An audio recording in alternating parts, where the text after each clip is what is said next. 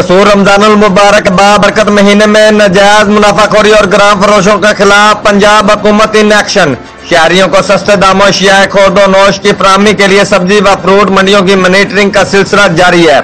Vice chairman market committee कैसर अयूब शेख का अल सुबह fruit व सब्जी मंडी कसूर का दौरा किया और नीलामी के अमल का जायजा लिया। इस मौका पर उन्होंने कहा कि वजीर आजम पाकिस्तान इमरान खान और वजीर आला पंजाब सरदार उस्मान बुज़दार के विजन के मुताबिक रमजानुल मुबारक में शहरियों को सस्ते दामों अशियाए खुर्द नोश की फराहमी को यकीनी बनाया जा रहा है।